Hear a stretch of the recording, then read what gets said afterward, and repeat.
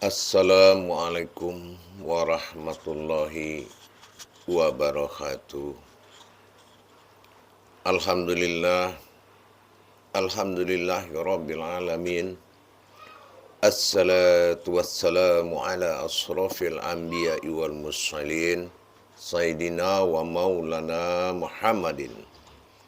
Asyhadu an la ilaha illallah wa asyhadu anna Muhammadar Rasulullah. Allahumma shalli ala Sayyidina Muhammadun mushabihil wal ikram ya wal jalil wal ikram. La nabiyya ma'da amma ba'du wa ittaqullah wa ibadullah. Ya wattahirin wal mujahidin amma ba'du ibadullah.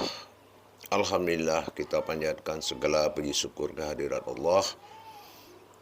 Dalam saat ini kita bertemu lagi dalam tayangan Majelis Zikir Ma'rifatullah dalam channel Buya Pasaman Timur. Alhamdulillah, dengan segala ridho dan izinnya juga kita dapat menjalankan niat kita ini. Kita bertemu dalam hidayahnya, dalam karomahnya, dalam rangka mencapai hakikat diri dan Islam itu yang sebenarnya. Pada tayangan ini saya akan menghimbau dan berupa himbauan kepada kita semua. Wabil khusus kepada guru-guru yang saya muliakan, kepada para ustadz, dan kepada para ulama yang sangat dimuliakan Allah, aribillah, al-mukarram, al-ustadz wal ustazah. Alhamdulillah, saya sebagai guru mursyid menghimbau kepada kita semua, satu perahu kita dalam hidup, satu tujuan kita dalam hidup, satu akad diri dalam hidup, yaitu mencapai suatu tujuan yang mana perjalanan besar ini kita membutuhkan bimbingan, kita membutuhkan sosok seorang guru yang bukan guru sembarangan, yaitu guru yang akan menuntun umat kepada Allah. Tidak sia-sia Allah jadikan nama agama ini Islam, yang berartikan selamat secara syariat. Apa itu Islam yang artinya selamat? Karena 3 perjalanan besar kita, para guru dan para jemaah, para hadirin. Yauma wulidtu, tujuan Allah diselamatkan kehidupan kita yang ada di kehidupan dunia ini sampai mencapai titik asanah. Yauma wulidtu disampaikan, diselamatkan kehidupan dan kematian kita, syakaratul maut kita, sehingga kita sampai kepada jalan hidup kita yaumil masyar akhiratul dengan baik. Yang ketiga, yauma absawiyah, diselamatkan kita sampai bertemu dengan Allah, innalillahi. Begitu adanya Allah dalam diri, pulangkanlah begitu Ali kembali. Untuk mencapai kerjasama begitu, saya menghimbau, seperti juga Allah menghimbau dalam Al-Quran, ya ayyuhallazina amanu, wahai orang-orang beriman. Tapi Allah tulis amanu. Amanu itu artinya apa? Aman. Tapi kalau kita tidak gali potensi kekeliruan bahasa tadi dalam bentuk pertunjukan, supaya kita berpikir, kenapa tidak ayyuhallazina imanu, kalau memang artinya iman, tapi amanu. Nah, amanu itu artinya amanah. Amanah itu aminun. Aminun itu aman. Jadi orang yang percaya kepada amanah Allah, maka dia akan aman. Aman dunianya, aman keselamatannya, aman dalam perjalanannya menuju Allah, aman dia dari kemiskinan, aman dia dari penderitaan. Tolonglah buka diri kepada kita semua. Jangan halangi hak mereka. Mereka ingin dekat dengan Allah. Jangan dihibur mereka dengan bahasa-bahasa Islamiah yang membuat mereka jauh dari Allah. Dia mencari surga, tidak paham apa kodrat yang masuk surga, apa kodrat yang bisa masuk neraka, apa kodrat yang tidak masuk surga dan neraka. Marilah kita sama-sama membuka hati. Itu segala kodrat Allah dalam diri yang akan dipertanggungjawabkan bukan amal baik dan amal buruk saja. Inna lillahi, alif yang tersurat harus kembali lenyap menjadi alif yang tersirat dalam bahasa ma'rifat. Alif yang tersirat itu meninggalkan batang tubuh dinamakan jasad. Jadi butuh ilmu. Saya menghimbau bagaimana amanu itu, Islam selamat. Bagaimana kita ini selamat semuanya. Selamat kehidupan kita. Kenapa? Allah itu bersembunyi dalam hayatnya sendiri. Kehidupan itu namanya hayat. Yang hidup namanya hayun. Itulah Rasulullah. Dan yang menghidupkan namanya qayyum. Itulah Allah. Ini tidak sempurna. Para pemuka, para guru-guru kita yang saya muliakan, mari kita membuka diri. Kita bukalah yang sebenarnya. Mana jalan tauhid kepada Allah itu. Jangan disimpan-simpan. Kasihan umat. Kasihan mereka. Sehingga penderitaan, kemiskinan itu menjadi batang tubuh sekarang. Bukan nasib lagi. Kenapa? Karena mereka tidak bisa mencapai titik ketuhanan di dalam diri mereka. Kasihan mereka. Apa kita nggak punya perasaan, nggak punya hati? Kalau kita ada ilmunya, jangan bikin persyaratan yang menyusahkan mereka. Mereka umat yang butuh Allah.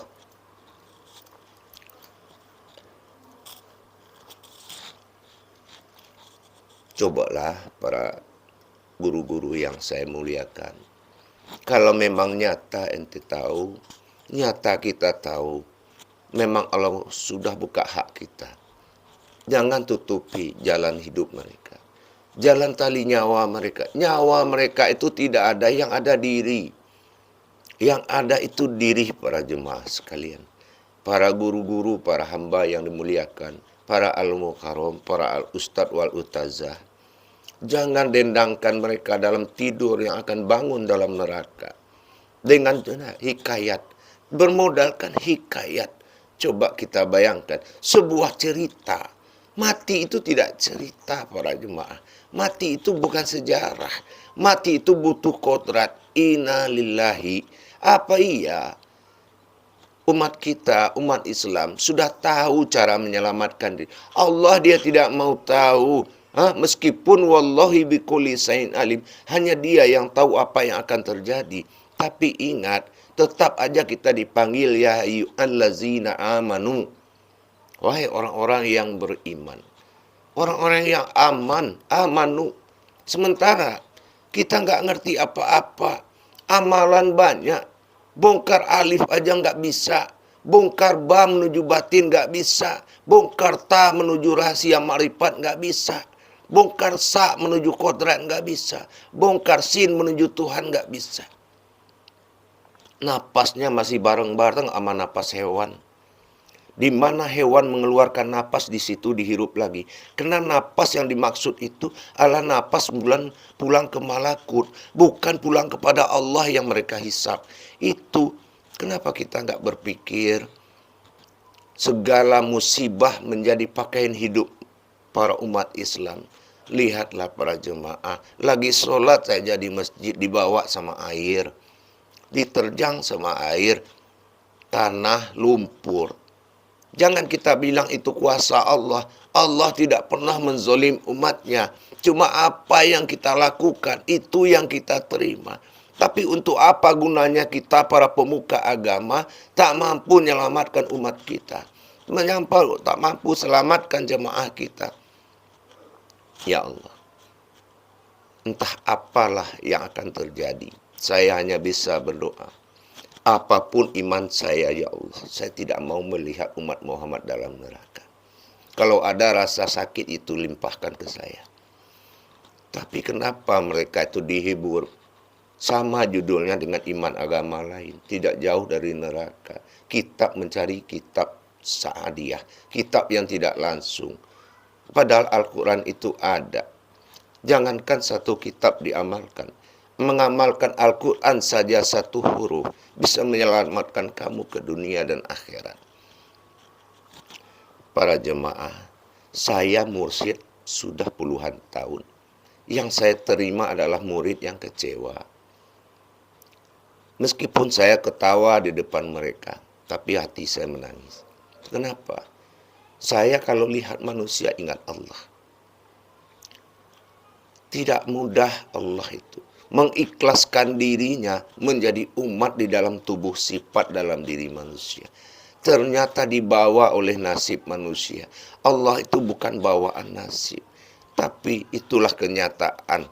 Rambu-rambu hidup ke akhirat, rambu-rambu lari kepada Allah, itu tidak ada yang hak, yaitu guru yang menunjukkan bahwasannya tajaliullah innalillah tidak nyata dalam kehidupan.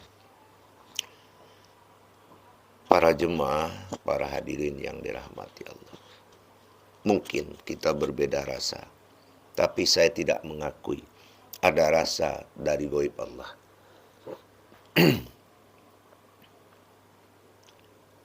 Para jemaah, agama bukan basa-basi. Agama bukan ajang untuk menampilkan diri. Tapi agama ini adalah selamat atau tidak. Selamat atau tidak, para hadirin, para jemaah. Bantulah kita sesama. Jangan berkelompok kita pengagum syariat di sini, pengagum hakikat di sana, pengagum tarekat di sini, pengagum makrifat. Padahal itu satu batang tubuh, satu pintu. Tidak 4 pintu, satu pintu menuju lillahi rabbil alamin, lillahi nas, lillahi ta'ala. Jadi bukan semacam aliran dan amalan. Para hadirin, para jemaah, saya insya Allah semampu saya. Biarlah apa yang ada saya terima dalam hidup saya. Tapi saya tidak bisa menerima orang yang tidak kenal dengan Tuhannya. Hanya satu jengkal antara alam hayat dengan alam kolbi. Kenapa susah digali? Apakah tidak dalam ridho Allah? Atau memang tidak tahu? Kalau tidak memungkinkan mimbar dipegang oleh Adam, kalam dipegang oleh Muhammad, ilmu dipegang oleh Allah, jangan naik ke mimbar. Harapan saya kepada kita semua, marilah kita pakai hati. Pakai hati di dalam melihat sesama. Terlantar hidup mereka karena jauh dari Allah. Bahkan besar agama dari Allah. Janji Allah dituangkan berupa agama. Tapi janji agama yang dipegang bukan janji Allah. Kenapa? 90% atau 80% dari tausiah itu mengandung nikmat surga, bukan nikmatullah, bukan ibadatullah, ibadullah. Inilah yang membuat mereka tidak ada merasakan perbedaan daripada sholat mereka. Kenapa? Tidak mau orang mengajarkan mereka sholat, tapi menghimbau. Ibarat kita di terminal, kita disuruh naik mobil, tapi kita tidak ditunjukkan arah mobil ini jurusan kemana. Inilah yang diharapkan. Dihalalkan oleh umat Apapun lah, naik mobil tanpa merek, naik mobil tanpa merek, tanpa tujuan, akhirnya keselamatan itu tidak ada. Bahkan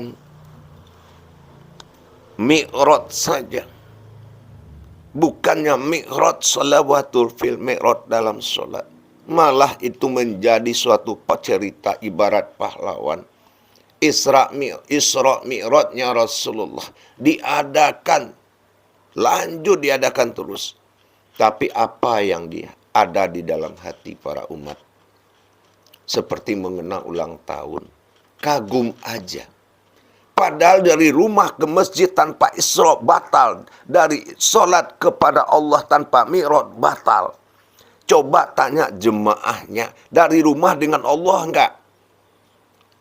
Jangan ajarkan mereka beribadah tanpa Allah. Dari rumah dengan Allah enggak? Sampai di masjid, mana yang kamu, mana yang Allah. Tetapkan isbatul yakin pada diri mereka. Jangan tutup, buka, itu hak mereka, bukan hak kita. Kita hanya tabarakallah menyampaikan amanah Allah lillahi ta'ala. Jangan pungut apapun bayaran. Insya Allah mereka akan terbantu. Allah urus kita. Allah urus kalau kita urus umatnya.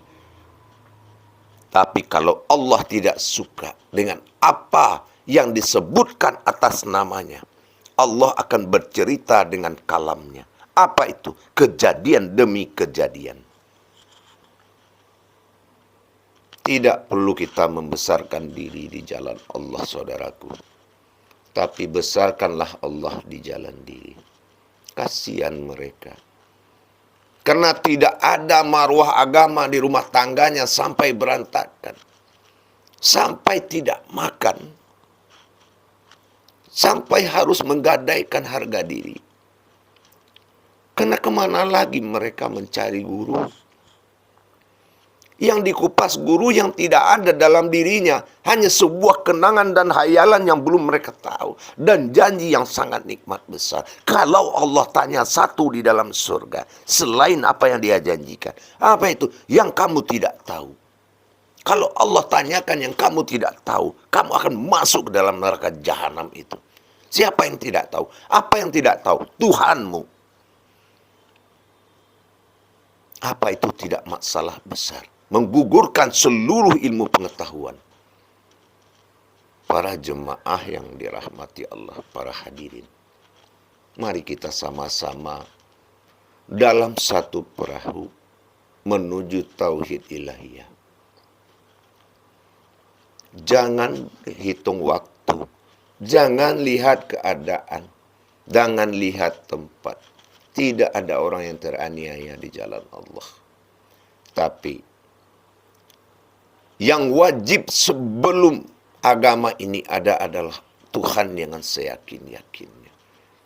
Awalul wajibin alal insani huwa mififatul illahi biizdghani. Yang wajib bagi pertama manusia itu setelah diwujudkan oleh Allah, mengenal yang memewujudkan dia tadi. Itulah ilah Allah. Ilah sebelum bernama Allah. Itu yang fardu. Fardu kedua apa? Awaludin ma'rifatullah. Sebelum dia berdiri di sajadah, dia harus kenal Allah. Yang ketiga adalah inna lillahi. Dia harus tahu siapa yang datang, siapa yang pergi. 3 fardu ini. 3 fardu. Wahai para guru yang dimuliakan, yang dihamkan oleh Allah. Mereka wajib tahu. Setelah akil balik, kalau perlu dia tahu. Tidak perlu tunggu jenggotnya panjang. Tidak perlu tunggu dia pakai peci. Rohani tidak ada penampilannya. Memang wazahiru al-batin. Zahir ini memperlihatkan yang batin. Tetapi bukan kerjaan beragama. Tapi sebagai maujudullah. Bisa bicara karena ada di dalam. Bisa berbuat karena kodratnya ada. Bisa tahu karena sudah diberikan wahyu. Jangan membonceng ilmu di dalam Islam. Ente akan teraniaya. Ente lihat Tampilan para pemuka sekarang sama dengan tampilan-tampilan para artis dan para sebentar terkenal, sebentar hancur. Apakah itu utusan Allah? Kenapa? Karena mimbarnya tidak dikuasai Adam. Karena kalamnya tidak dikuasai oleh Muhammad. Tidak berderajat Muhammad. Dan karena ilmunya tidak datang dari Allah. Maka tabaraka'ala, dia menyampaikan amanah Allah, tujuannya supaya aman, amanah, ilmu, percaya. Itulah Al-Quran. Bahkan Allah katakan Al-Quran milik orang yang berpikir. Sampai sekarang, apakah boleh kita katakan yang tidak tahu Al-Quran itu nggak ada pikirannya? Berdosa kita ngomong begitu. Allah tidak bikin hukum, peraturan undang-undang Al-Quran. Coba Allah bilang, siapa yang bisa baca Al-Quran masuk surga. Hukum baca Al-Quran wajib. Pada kafir semua. Karena Allah menitipkan suatu kode maujud lau mahfuz. Kalau ketemu alif ini maknanya. Kalau ketemu ba kamu lihat ini maknanya. Itu adalah bahasa batin, bahasa makna di antara umat dengan Allah.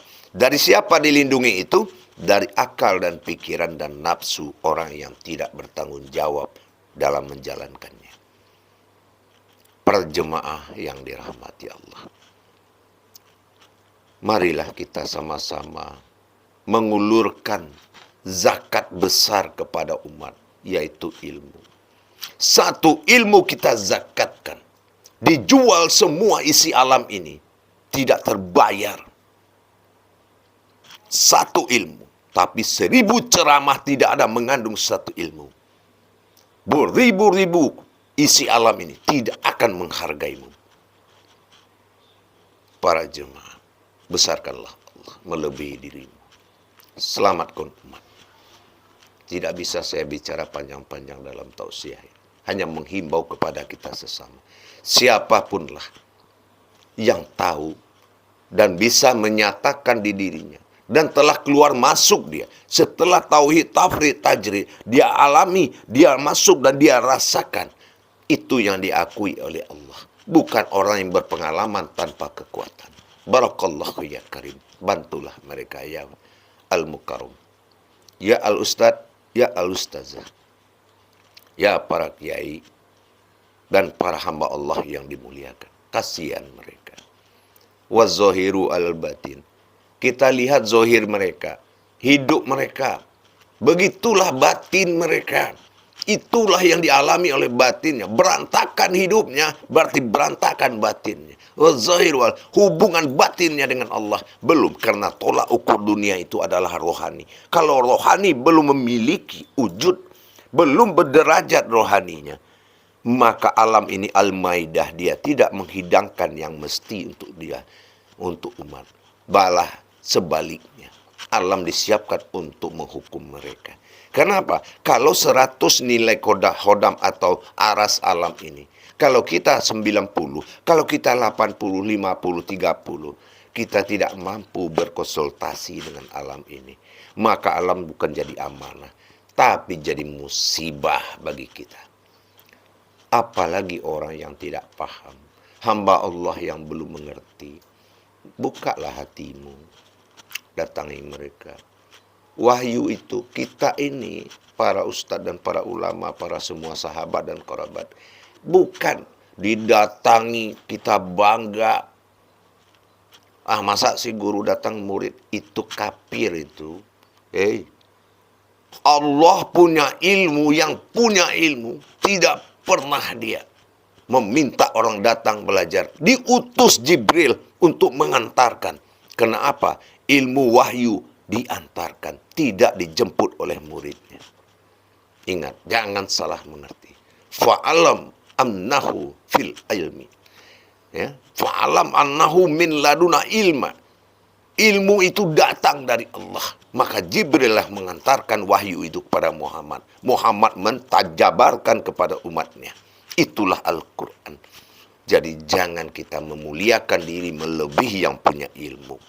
Insya Allah, mudah-mudahan tausiah pendek saya ini sampai ke ujung seluruh pelosok umat Allah, mau dimanapun berada. Saya tidak mencari nikmat dunia di dalam bertausiah ini. Kapanpun, dimanapun kalian berada, wahai hamba Allah yang belum berilmu, selagi saya masih dikasih kesempatan berbuat baik, carilah, hubungilah saya. Ikhlas dunia akhirat, demi Allah. Jangan kalian menikmati sesuatu kehidupan yang menghukummu, yang membelenggumu di dunia ini. Ingat, sudah ada Rasulullah mengatakan, ad-dunya hatal farawul al-mu'minun. Dunia ini adalah penjaranya orang mukmin.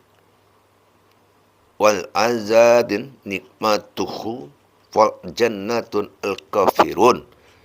Tapi adalah surganya orang kafir. Nah, surganya orang kafir. Artinya, meskipun kita di dalam sebuah neraka, tapi kita masih bisa mengaji. Kalau kita sudah mengaji dalam situasi marwah kenerakaan, bagaimana nanti di surga? Tapi kalau kita tertekan di dalam keduniaan ini, bagaimana nanti di surga?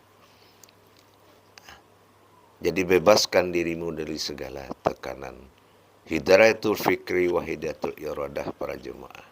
Bebaskan berpikirmu dari tekanan pikiranmu, dan bebaskan dari tekanan dirimu, agar kamu bisa beribadah kepada Allah. Insya Allah, mudah-mudahan himbauan saya ini sama-sama kita dengar. Tidak ada yang hebat di dunia ini, tidak ada yang hebat di jalan Allah, melainkan kita takwa kepada jalannya. Janganlah kita menggembar-gembur suatu pengetahuan dengan mulut kalau belum nyata pada diri kita. Barakallahu ya karim. Akhirul kalam wa billahi taufiq wal hidayah. Wassalamualaikum warahmatullahi wabarakatuh.